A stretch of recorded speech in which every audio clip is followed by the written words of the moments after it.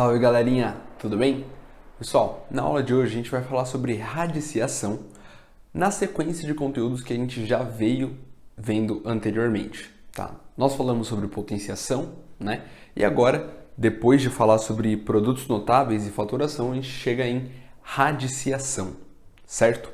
Na radiciação, é muito importante a gente lembrar sempre que ela é a operação inversa da potenciação. Então, ela tem ali um elo de ligação muito forte com a potenciação, tá? Inicialmente, como é que a gente define, como é que a gente olha para uma raiz, né, para uma radiciação? Ela normalmente aparece com essa carinha aqui, tá? Onde esse número em roxo aqui, esse N, né, é o que a gente chama de índice da raiz, tá? A gente vai discutir um pouquinho melhor como isso aparece para a gente na hora de trabalhar com os exemplos, tá? A gente tem sempre o índice da raiz e é importante lembrar aqui que quando o índice de uma raiz é 2, que a gente chama de raiz quadrada, esse índice não necessariamente precisa ser escrito. Lembra da potenciação que quando o expoente é 1, a gente não coloca ele? Na raiz é a mesma coisa. Então, quando a gente tem uma raiz quadrada, esse índice aqui, ó, 2, ele não precisa obrigatoriamente aparecer. Tudo bem? Bom, a gente tem aqui o índice da raiz, a gente tem o radical, que é esse símbolo que está aqui destacado em verde, tá? Que vem aí de uma construção histórica para chegar nesse símbolo, indicando a operação de radiciação. A gente tem depois aqui o B, que indica o radicando, né? É o número de quem nós vamos calcular a raiz de índice N. E o resultado, que aqui a gente está chamando de A, é a raiz em si. Tá? Então, o resultado da operação é o que a gente chama de raiz. Beleza? Bom, eu escrevi aqui alguns exemplos para a gente aprender a fazer a leitura dessas raízes. Né? Por exemplo, quando não tem o índice aqui, como eu acabei de citar, o índice é 2, então é raiz quadrada de 2. É assim que a gente vai fazer a leitura. Raiz de índice tal do número que está dentro da raiz. Então, raiz de índice 3, raiz terça de 7. Quando o índice é 3, geralmente a gente chama de raiz cúbica, certo? Raiz sétima de 128, raiz quinta de 9, raiz quarta de 47, raiz cúbica de menos 16 e assim por diante. É assim que nós vamos fazer a leitura das raízes, certo? Bom, uma coisa que é muito importante já fazendo a associação, né, para a gente entender o que é a raiz, como a gente vai calcular a raiz ela tem essa característica aqui, que é o seguinte: quando uma raiz enésima, né, quando o índice é N, raiz enésima de B é igual a A, essa igualdade aqui ela só é verdadeira, e aí vem o símbolo que tem aqui no meio, C e somente C, A elevado a N é igual a B. Como assim? É tipo assim, ó, se eu digo para você que a raiz quadrada de 9 é igual a 3, isso só é verdade se o 3 elevado ao quadrado for igual a 9. Então, é uma equivalência mútua aqui entre essas duas formas de representar. Tudo bem? Essa é o primeiro elo de ligação que a gente vê entre a potência e a radiciação. Beleza? Tem algumas definições aqui que são importantes também, e elas são dadas dentro do conjunto dos números reais. Então, definições em R. Dentro de outros conjuntos numéricos, né, conjuntos um pouco maiores do que o conjunto dos números reais, como os números complexos, por exemplo, algumas definições de raiz vão mudar. Mas isso é papo para uma outra aula quando a gente for falar desses números complexos, certo? Bom, aqui dentro dos números reais, uma coisa que é muito importante determinar que quando existe uma potência aqui dentro da minha raiz, né, e essa potência, o expoente, é igual ao índice, o resultado só é igual a A se o A for um número maior ou igual a zero, certo? Maior ou igual a zero, e isso quer dizer que a gente abre uma corrente de pensamento aqui para perceber um exemplo muito claro, né? Que é quando a gente tem a raiz quadrada de um quadrado perfeito, de algum número que está elevado ao quadrado, né? O resultado desta conta aqui só é A, né? Só é o mesmo número que aparece aqui como base da potência, se o A for maior ou igual a zero. Se esse número for um número negativo, o resultado é menos A, a gente vai inverter. Isso tudo porque, no final das contas, não existe raiz quadrada de número negativo, né? Aqui é uma coisa que a gente viu na escola, a gente lembra disso ecoando na nossa mente, o professor falando várias vezes, não tem raiz de número negativo. Porque, essencialmente, o cálculo de raiz ele vem de uma visão geométrica, né? De cálculo de lados de algumas figuras e tudo mais, com base em uma área. Por exemplo, cálculo do lado de um quadrado cuja área é 9. Se a área é 9, o lado desse quadrado é 3. Faria sentido a gente pensar em menos 3? Não faria, porque não existe essa noção de medida, de comprimento negativo na geometria. Então, como convenção matemática, a gente vai adotar que não existe raiz quadrada de número negativo, certo? Então, se esse número aqui for um número negativo, né, dentro da nossa raiz, a gente vai inverter o sinal dele. Percebe só nos exemplos como que isso fica. A raiz quadrada de 3 elevado ao quadrado, aqui sem problemas. O 3, que é a nossa base, né, está fazendo o papel do A, ele é um número maior que 0. Então, o resultado aqui é 3 mesmo. Certo? A raiz quadrada de 9 é 3. Agora, nesse segundo exemplo aqui, quando a gente tem a raiz quadrada de menos 3 elevado ao quadrado, percebe que o menos 3 é quem está fazendo o papel do A agora. Então, se o menos 3 está fazendo o papel do A, ele se encaixa nesse ponto aqui, onde o A é um número menor do que 0. E aí a gente inverte o sinal dele. Você vê que o resultado vai ser menos A. Se o A vale menos 3, você coloca um sinal de menos na frente, menos 3, regra de sinal, inverte e isso fica positivo. Pensa comigo. Menos 3 elevado ao quadrado, relembra da nossa aula de potência, também vale 9, certo? Então, a raiz quadrada de 9 é 3. Por definição, a raiz quadrada de todos os números sempre vai ser um número positivo. Tudo bem? Muito cuidado com isso.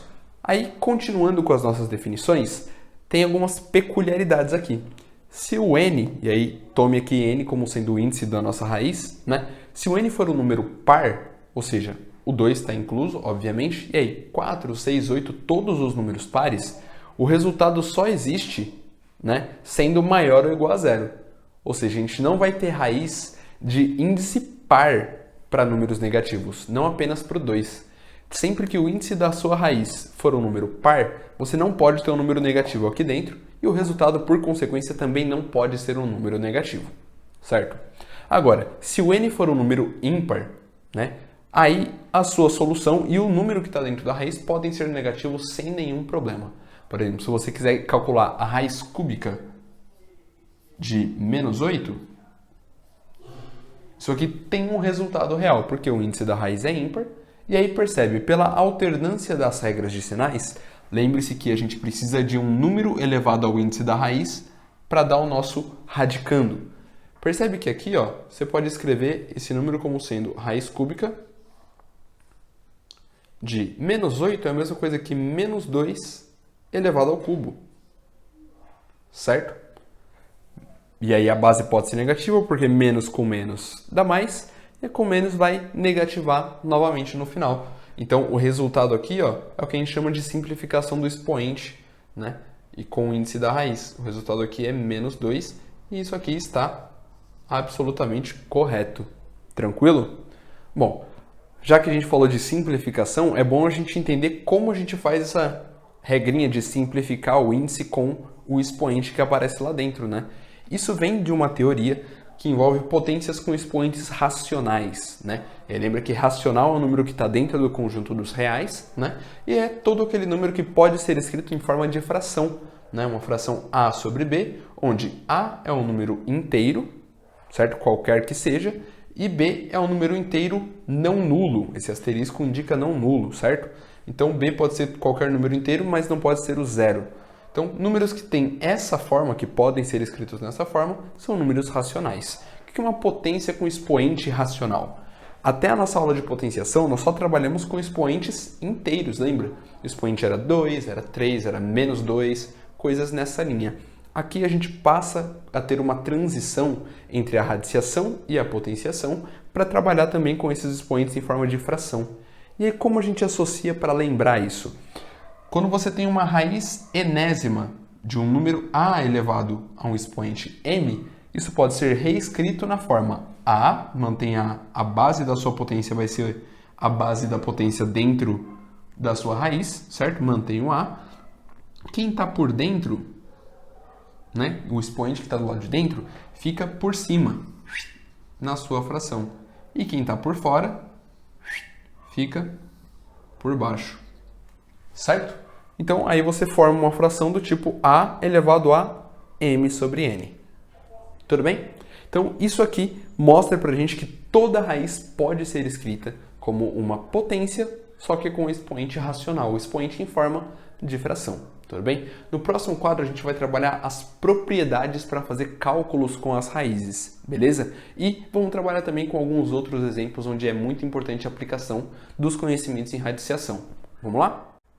Bom, galera, continuando aqui com a nossa parte de radiciação, percebe que aqui nesse canto eu coloquei tudo aquilo que é um resumo do que é mais importante que a gente viu no quadro anterior. E agora a gente vai falar sobre as propriedades para operar com a radiciação, certo? Aqui, as principais propriedades que nós temos são apenas 4, tá? E todas elas têm uma relação bastante parecida com a potenciação, né? Você percebe aqui, ó, quando a gente tem raízes, né, multiplicação de raízes com o mesmo índice, a gente pode agrupar esses radicandos aqui numa única raiz. Ou seja, se você tiver em algum lugar, sei lá, uma raiz cúbica de 2 vezes uma raiz cúbica de 5. Isso aqui pode ser escrito como sendo a união dessas raízes, né? Você mantém raiz de 2 vezes 5. E isso nada mais é do que a raiz cúbica de 10. E assim como nas propriedades de potenciação, é importante que fique claro aqui que quando você tem essa propriedade vindo da esquerda para a direita, é um caminho mais simples de se ver. Mas às vezes é útil você saber fazer o caminho de volta, né? Você pegar um número que pode ser decomposto em multiplicação e separar essas raízes. Muitas vezes isso pode te ajudar com simplificação em alguns exercícios, certo? Bom, outra coisa interessante aqui também, outra propriedade interessante, é essa segunda, onde é uma propriedade que ajuda a gente a fazer comparação entre raízes. Saber qual raiz é maior ou qual raiz é menor, por exemplo, qual número é maior ou menor. Quer ver só? Vou te dar um exemplo prático de como a gente faz essa conta, depois a gente fala desse lance de comparação, tá? Aqui, por exemplo, se você pega a raiz quadrada, né, não precisava colocar, mas vou deixar aqui, ó, raiz quadrada de 3 elevado a quinta, certo? Se por alguma razão for conveniente para você mudar o índice dessa raiz, você pode fazer isso fazendo uma multiplicação no índice e no expoente que está lá dentro, ao mesmo tempo. Então, isso aqui poderia ser, por exemplo, supondo que eu queira, seja conveniente para mim que o índice da raiz seja 6. Isso pode virar a raiz de 2 vezes 3, né? A raiz de índice 2 vezes 3, de 3 elevado a 5 vezes 3. Isso nada mais é do que aqui do lado de fora dá 6, então você tem a raiz sexta de 3 elevado a 15, certo? Em algumas situações vai ser conveniente para a gente aplicar essa propriedade também, certo? Bom, aqui, assim como a gente tem uma para multiplicação de raízes com o mesmo índice, aqui a gente vai ter uma para divisão de raízes com o mesmo índice. Quando você tem essa situação, você pode juntar numa fração dentro da raiz, certo? Deixa uma única raiz. Por exemplo, se você tiver a raiz quarta de 2 dividido pela raiz quarta de 3. Isso é a mesma coisa que numa única raiz você colocar raiz quarta de 2 dividido por 3. É sempre importante lembrar da manutenção da ordem aqui dentro do nosso sistema, né? E aí perceba que se você tiver uma raiz também aplicada em uma fração, ela é raiz do cara de cima, numerador, e do cara de baixo, denominador. Você também pode separar esse processo, beleza? E aí, por fim, mas não menos importante, quando você tiver uma raiz dentro de uma outra raiz, nada mais é do que você fazer a multiplicação entre esses índices de raízes aqui. Por exemplo, se você tiver uma raiz sétima da raiz quadrada de 5. certo? O número que está lá dentro da raiz não vai mudar. Os índices você vai multiplicar, vai ficar 7 vezes 2 no índice e o 5 lá dentro. Isso nada mais é do que a raiz de índice 14 do número 5. Tranquilinho? Sobre a comparação que eu falei para vocês, que a gente pode usar principalmente com essa propriedade aqui, pensa que um enunciado mostra para você esses dois números aqui, ó. Raiz cúbica de 7 e raiz quadrada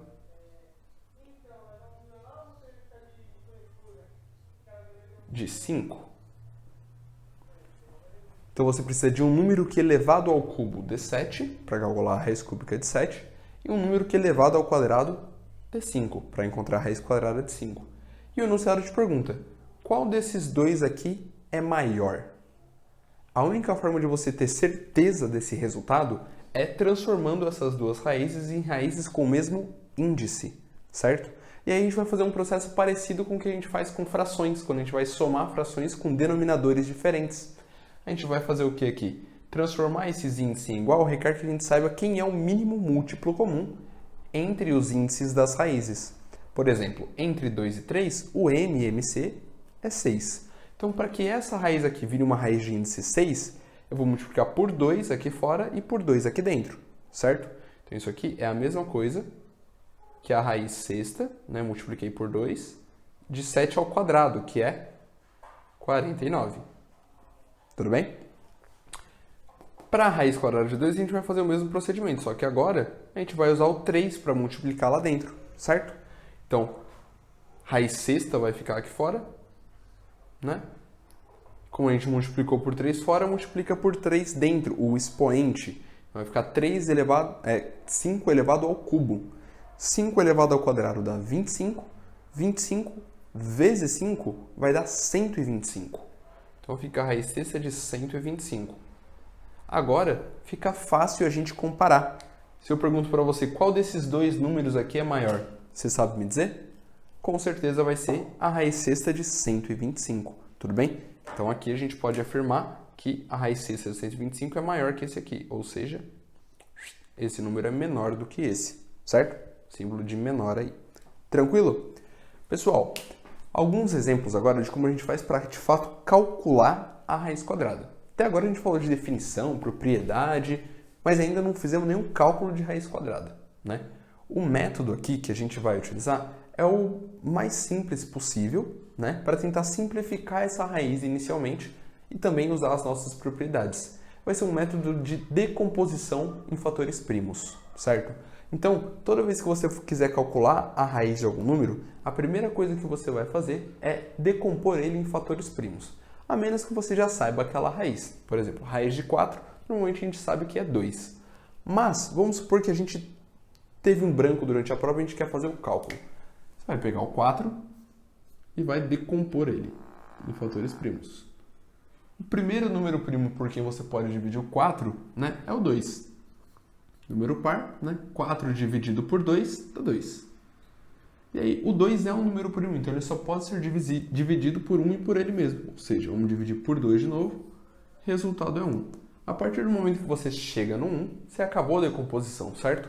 Isso significa que o 4 é igual à multiplicação entre esses números, ou seja, 2 elevado ao quadrado. Tranquilo? Bom, sendo assim, então raiz quadrada de 4 é a mesma coisa que a raiz quadrada de 2 elevado ao quadrado.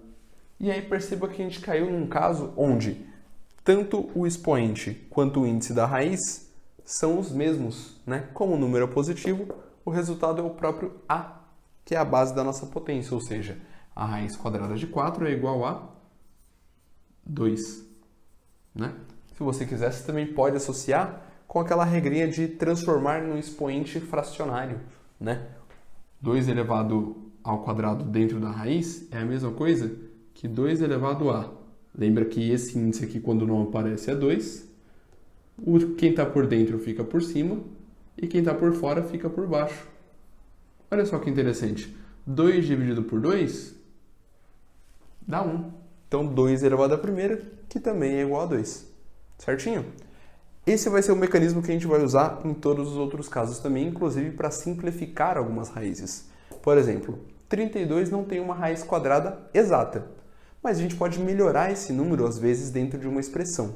Por exemplo, se quiser calcular a raiz de 32 ou simplificar essa raiz, decompõe em fatores primos. O primeiro número primo que dá para dividir é por 2. Isso vai te dar 16 como resultado. Dividido por 2 vai dar 8. Dividido por 2 vai dar 4. Dividido por 2 vai dar 2. E dividido por 2 novamente, finalmente vai dar 1. Ou seja, 32 é a mesma coisa que 2 elevado à quinta potência. Mas a gente não precisa colocar 2 elevado à quinta. A gente pode pensar de uma outra forma. Quer ver só?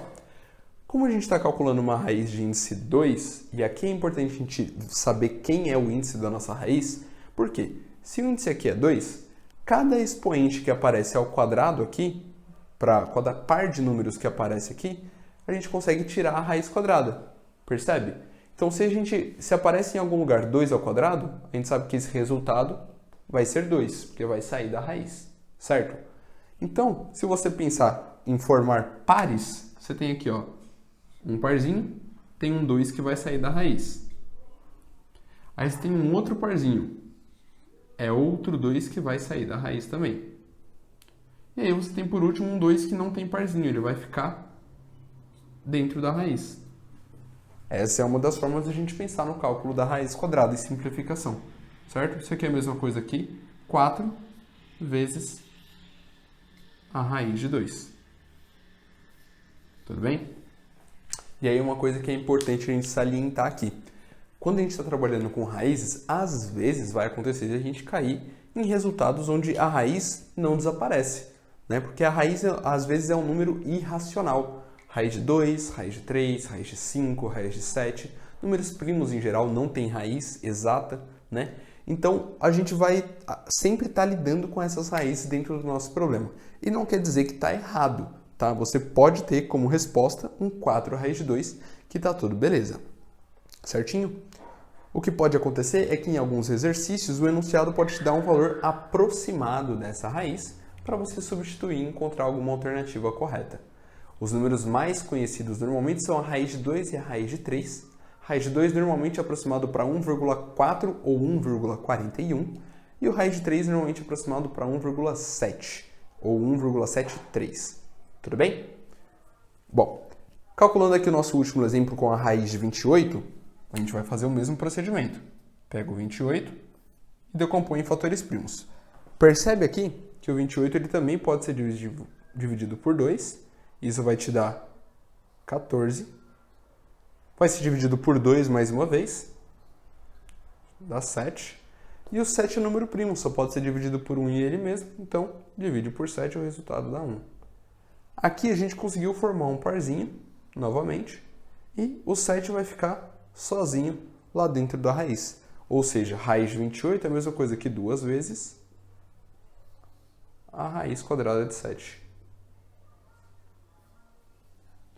Tudo bem? No próximo quadro, a gente vai falar sobre a aplicação que a gente mais costuma utilizar para tirar a raiz, ou as raízes que aparecem, nos denominadores de frações. Normalmente, já aconteceu com você de fazer um exercício de vestibular ou numa prova, e aí, na sua resposta final, tem uma raiz no denominador. Você olha para as alternativas e ela não aparece lá. Será que você fez errado? Tá faltando uma partezinha para finalizar a questão, e é sobre isso que a gente vai falar agora. Vamos lá? Agora, com a última parte da nossa aula, vamos falar sobre racionalização. E o que é o processo de racionalização? É quando a gente encontra uma fração que tem uma raiz no denominador e a gente quer tirar essa raiz do denominador. Isso é uma convenção matemática que permite a gente fazer comparações melhores entre os números, não ter raízes no denominador. E é por isso que existe o processo de racionalização, certo? Bom, o primeiro exemplo que a gente vai fazer aqui é o exemplo mais simples que pode aparecer. Você tem o número 1 no numerador da sua fração e no denominador uma raiz quadrada. É o mais simples que pode aparecer para a gente. Qual o procedimento para a gente tirar essa raiz daí? Bom, uma raiz quadrada ela pode facilmente ser anulada se eu tiver um expoente ao quadrado. Concorda comigo? Então, se eu elevar todo mundo aqui ao quadrado, será que eu consigo resolver esse problema? Até consigo. Só que elevar uma expressão ao quadrado modifica o valor dela, concorda comigo? Você pega o 2 e eleva ele ao quadrado, ele passa a valer 4, ele não é mais 2.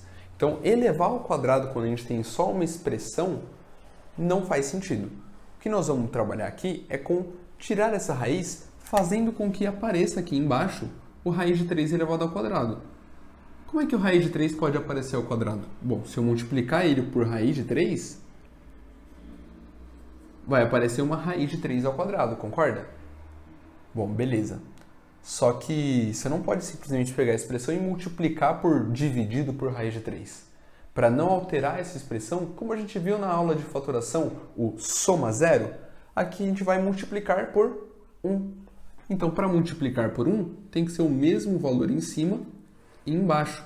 Raiz de 3 sobre raiz de 3 vale 1. Então, multiplicar por 1 não altera o meu resultado. Tudo bem? Fazendo isso, percebe só o que vai acontecer. No denominador, você vai resolver o seu problema. Vai aparecer uma raiz de 3 elevado ao quadrado. Que a gente já viu que a gente pode simplificar e o resultado vai ser 3 no final. E na parte de cima vai ficar 1 vezes a raiz de 3. Então, raiz de 3. No final das contas, então, você vai ter, embaixo a gente pode simplificar aqui, e o resultado vai ser raiz de 3 dividido por 3. Em outras palavras, se você tiver uma raiz quadrada simples e o número 1 no numerador da sua fração, basicamente o que você vai fazer? O resultado vai ser a raiz no numerador e o cara que aparece aqui dentro dividindo a sua fração. Sempre vai acontecer isso nessa situação, onde aparece 1 no numerador e o seu denominador é uma raiz quadrada. Tudo bem? Bom, então vamos complicar um pouquinho as coisas, né? Nem tudo são rosas. Então veja aqui, se nós tivermos aqui agora um outro número no numerador, não dá para a gente fazer essa memorização prática aí para saber já mais rápido qual vai ser o resultado. O procedimento vai ser o mesmo, mas a gente não vai ter essa mesma associação tão direta, tá? Então o que vai acontecer aqui é o seguinte, a gente já entendeu que devemos multiplicar pela raiz em cima e embaixo, para não alterar a nossa expressão. Então, a gente pode multiplicar aqui pela raiz de 5 sobre raiz de 5. No numerador vai aparecer 3 vezes a raiz de 5, a gente não consegue operar com esses números, e nem calcular a raiz de 5 porque é um número irracional. E aí no denominador vai aparecer raiz de 5 elevado ao quadrado. Assim como no exemplo de cima, a gente pode simplificar, e aí vai aparecer para a gente 3 raiz de 5 sobre 5. E finaliza esse exemplo aqui. Tranquilo? Bom, nem só raiz quadrada vai aparecer. E aqui uma coisa muito importante a gente vai ter que se lembrar. Propriedades de potência associadas com propriedades de raiz. Porque veja só, vamos tentar fazer a mesma coisa que a gente estava fazendo antes? Eu vou multiplicar pela raiz cúbica de 2 em cima e a raiz cúbica de 2 embaixo. Certo? Só que, pera lá. Quando a gente multiplica pela raiz cúbica em cima e embaixo, o que vai acontecer aqui embaixo?